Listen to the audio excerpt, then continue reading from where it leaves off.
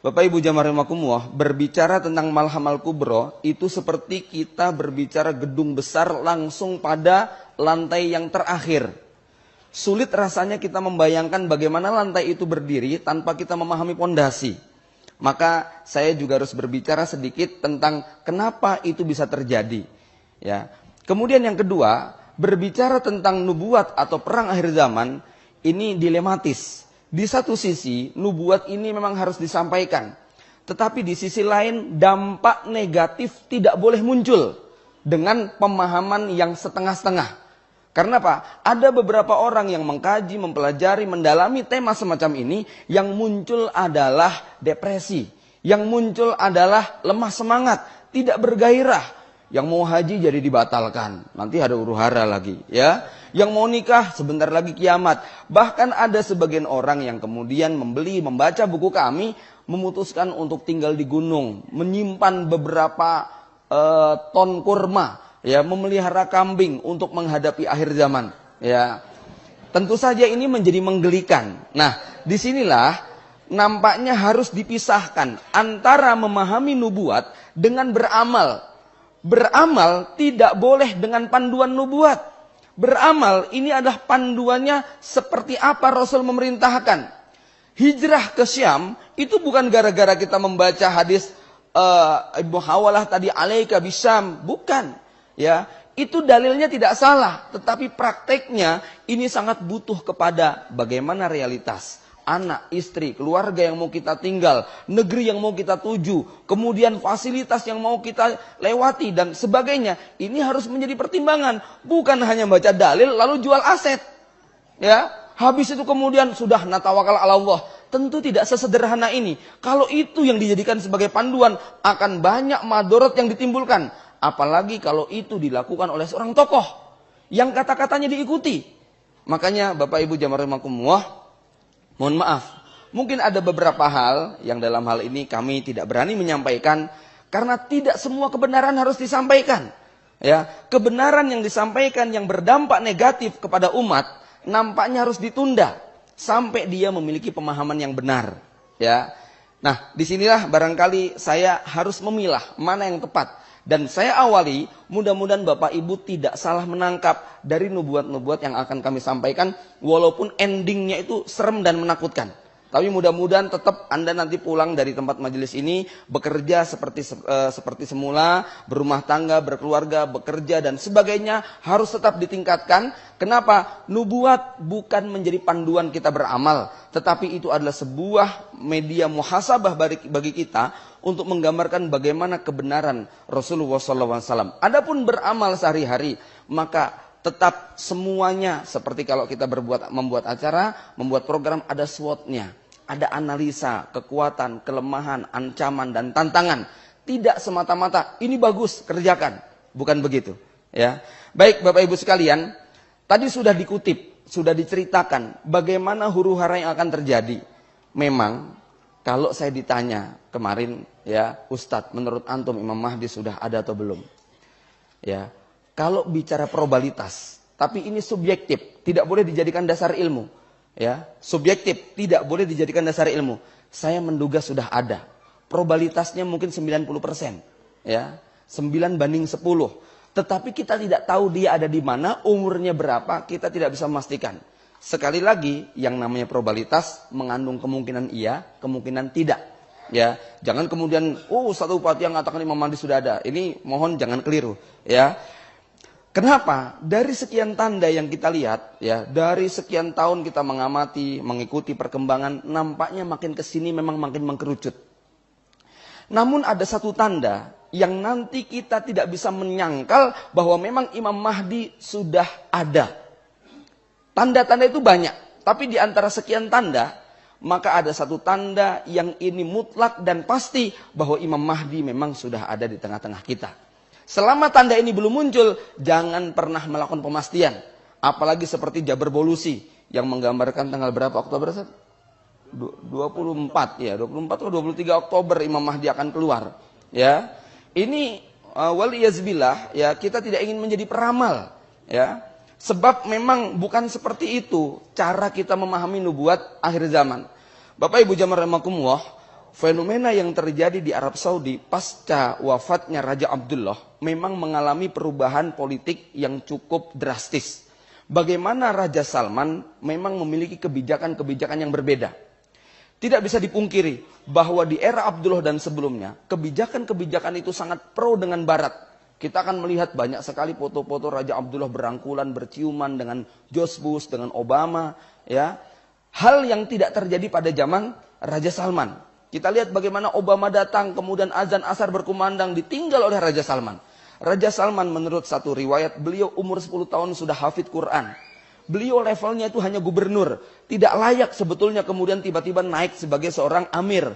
Tetapi faktor kebijakan dan kebiasaan di Arab Saudi menjadikan beliau kemudian diangkat sebagai raja yang paling tepat dibandingkan calon putra mahkota yang lain. Nah, lalu kebijakan-kebijakan beliau ini sangat berbeda. Terlepas ada perbedaan pendapat di antara para ulama mujahidin, tapi kebijakan Salman hari ini jauh lebih menguntungkan umat Islam dan membuat jengkel orang kafir. Ya, baik itu Amerika sebagai pihak Romawi maupun Iran sebagai pihak Persia. Itu bisa dilihat bagaimana ancaman-ancaman Saudi terhadap Iran, terhadap Yaman, terhadap Bashar Assad. Ini sangat kentara sekali. Wallahu a'lam bishawab. Imam Mahdi yang akan Allah tempatkan di kota Mekah pasti akan didukung oleh orang-orang yang memiliki ideologi Imam Mahdi. Melihat kondisi penguasa Saudi pada zaman dulu, ya, beberapa tahun yang silam, yang kayak gitu, yang lebih pro kepada Barat, nampaknya mustahil itu akan terjadi. Namun kalau Allah menghendaki, maka persiapan itu sudah Allah lakukan. Ya, pengkondisian masyarakat itu sudah dibentuk. Sebagaimana Syria. Suriah kalau kita baca 20-30 tahun yang silam, kondisi waktu dipimpin oleh Bashar dan Hafid Assad, lalu kita baca nubuat bahwa itu akan menjadi pusat pemerintahan Imam Mahdi, akan terjadi tempat Malhamatul Kubro, nampaknya mustahil. Kenapa? Masyarakatnya, anak mudanya tidak ada yang ke masjid. Masjid hanya dihuni oleh anak-anak kecil dan orang-orang yang 60 tahun ke atas. Ya, anak-anak mudanya ini betul-betul tenggelam dalam dunia hedonis. Kemudian mereka hidup di tengah rejim Suriah yang menghalalkan mut'ah. Kemudian mereka dipersulit untuk menikah, maka anak-anak mudanya umur 30, 35 masih bujangan semuanya, ya. Dan banyak sekali dari mereka yang tidak bisa baca Quran. Bayangkan, ya. Beberapa ulama, beberapa ustadz kita yang dikirim ke Suriah, di sana tugasnya ngajarin anak-anak muda belajar membaca Quran. Aneh bin ajaib. Orang Arab, bahasanya Arab, nggak bisa baca Quran. Ya. Dan belajar membaca Quran sama orang Indonesia. Ini kan ajaib. Tetapi begitulah proses yang ingin Allah lakukan. Ternyata dalam hitungan 5 tahun sejak awal revolusi terjadi di Suriah, hari ini sudah menunjukkan perubahan yang sangat luar biasa. Yang seandainya konflik itu terjadi di Indonesia, nampaknya padam segera. Itu ya. Kenapa? Karena secara geopolitik, sosial, dan lainnya tidak memungkinkan untuk bertahan panjang. Ya. Bayangkan, negeri yang ditinggal berjuang sendirian, menghadapi seluruh kekuatan kufur dunia, tapi Allah masih menyisakan orang-orang yang hari ini bisa kita saksikan di layar kaca, di internet, di berbagai macam berita, bagaimana eksisnya kekuatan para mujahidin yang ada di Suriah. Padahal awalnya mereka sipil biasa. Ya, ikhwan fillah rahimakumullah. Maka begitu juga Imam Mahdi yang ada di Saudi, Allah akan siapkan. Dan mudah-mudahan perubahan politik Arab Saudi yang hari ini membaik. Yang dulu menangkap para pemuda yang mau berangkat ke Suriah, sekarang malah dianjurkan untuk berangkat. Ini kan, bagaimana 52 ulama menghasung anak-anak muda untuk berangkat ke Suriah, membela kaum muslimin di sana. Padahal 2, 4, 5 tahun yang lalu, keputusannya adalah tangkap para pemuda yang mau berangkat ke Suriah. Kalau dulu ada seorang jamaah haji yang berdoa di depan Masjidil Haram, di depan Ka'bah, Allahumma ansuril mujahidin fi Irak, Allahumma ahlikil kafarah Amerika dan sebagainya.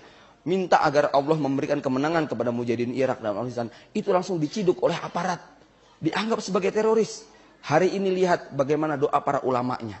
Nampaknya ada kebijakan-kebijakan baru dan ini menuju kepada arah yang lebih baik. Bapak Ibu jamaah rahimakumullah, maka kemunculan Imam Mahdi ini dimulai dari persengketaan 3 anak khalifah setelah wafatnya sang raja. Ya, Kita tidak bisa menebak, tidak bisa memastikan siapa yang dimaksud dengan Raja Arab yang akan meninggal dunia, yang kemudian 3 keturunannya akan berebutan. Ada yang menganalisa Raja Fahad, nanti yang rebutan adalah Abdullah dan kawan-kawan. Ternyata Raja Fahad meninggal dunia, tidak ada perebutan. Itu, oh bukan Raja Fahad, Raja Abdullah. Oke, Raja Abdullah meninggal dunia. Ternyata kemudian hari ini kita belum menemukan adanya perselisihan. Oh mungkin nanti Raja Salman. Nah itulah yang namanya nebak-nebak, ya. Apa yang disebut kali ini besok bisa menjadi salah. Tetapi okelah, hari ini Raja Salman masih hidup. Tapi seandainya, saya katakan seandainya raja yang dimaksud itu adalah Raja Abdullah, lalu akan terjadi perebutan kekuasaan, berarti kemungkinan usia pemerintahan Salman tidak akan panjang. Akan ada kudeta dari orang-orang yang tidak suka dengan kebijakan Saudi, yang itu dilakukan oleh putra-putra mahkota yang lain yang masih pro dengan Barat. Dan kita tahu bahwa memang putra mahkota yang lain pro dengan Barat, bahkan lebih Barat daripada orang Barat. Ya. Oh kalau Anda lihat foto-foto mereka, gaya hidup mereka, Al-Walid bin Tolal itu istrinya telanjang, gitu kan? Tinggalnya, hidupnya itu di Amerika, di London, di Eropa. Itu orang-orang Arab semacam itu. Ya. Nah, kalau mereka tidak tahan dengan kebijakan-kebijakan yang dilakukan oleh Salman, boleh jadi mereka lah yang akan merongrong. Atau yang kedua, kalau memang raja yang dimaksud dalam hadis ini adalah Raja Salman, ya, maka kemungkinan setelah wafatnya sang raja, nampaknya di bawah Raja Salman ini sudah siap saling cakar dan saling berebutan. Nah, kalau itu sudah terjadi, nampaknya nubuat berikutnya yang akan kemudian menjadi kenyataan, munculnya seorang pemuda yang bernama Imam Mahdi.